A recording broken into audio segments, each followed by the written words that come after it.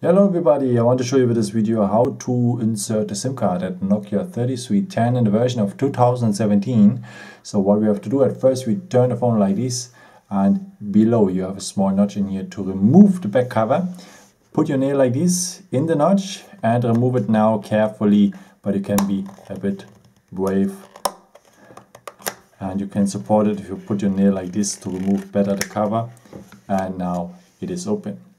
Okay, so you will need a micro SIM card like this, and you will put it like that. So the contacts are below and the missing corner is here, and you will put it like this.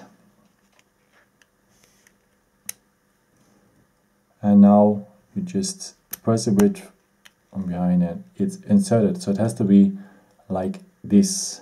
Okay, and after you need the battery, you will find it. It's a bit hidden in here in the box.